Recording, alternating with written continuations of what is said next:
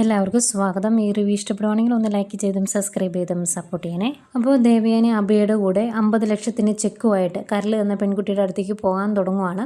അന്നേരം ആ പെൺകുട്ടിക്ക് ഒരു 10 ലക്ഷം രൂപ കൊടുക്കണമെന്ന് പറഞ്ഞല്ലോ അബി. അതങ്ങ് തീരെ ഇഷ്ടപ്പെട്ടിട്ടില്ല ജലജയ്ക്ക്. അപ്പോൾ ജലജ പറയുന്നുണ്ട് 10 ലക്ഷം അവൾക്ക് കൊടുക്കേണ്ട കാര്യമൊന്നുമില്ല, എനിക്കത് ഓർക്കുമ്പോൾ വിഷമമാണ് എന്ന് പറയുമ്പം അബി പറയുന്നുണ്ട് ഒന്നും മിണ്ടാതിരിക്കമേ, നാളെ അവിടെ ചെല്ലുമ്പം ആരുടെയെങ്കിലും നാവൊന്ന് പിഴച്ചു പോയിട്ടുണ്ടെങ്കിൽ 10 ലക്ഷവും ഇല്ല 10 രൂപയില്ല, അതുകൊണ്ടൊന്ന് മിണ്ടാതിരിക്കുക എന്ന് പറയുന്നുണ്ട്.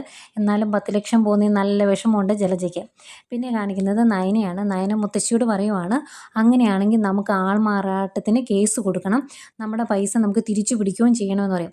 മുത്തശ്ശിക്ക് സംശയം, ഇനിയിപ്പം വേറെ ഏതെങ്കിലും പെൺകുട്ടിയെ കാണിച്ച് ഇവരാരെങ്കിലും പൈസ അടിച്ചു മാറ്റുമോ എന്തെങ്കിലും ചെയ്യുമോ എന്നുള്ള ഒരു സംശയമുണ്ട് മുത്തശ്ശിക്ക്. മുത്തശ്ശി അത് നയനോട് പറയുമ്പോഴാണ് നയന ഈ കാര്യങ്ങൾ പറയുന്നത്. അന്നേരം എന്നിട്ട് അതിൻ്റെ കൂടെ നയന പറയുന്നുണ്ട്, അങ്ങനെ എൻ്റെ അമ്മയെ പറ്റിച്ച് ആരും പൈസ ഉണ്ടാക്കാമെന്ന് കരുതണ്ട, ഞാൻ അതിനെ സമ്മതിക്കത്തില്ല എന്നും പറയുന്നുണ്ട്. അതിനുശേഷം ദേവയാനിയുടെ അടുത്തോട്ട് ചെല്ലുക കേട്ടോ പയ്യെ.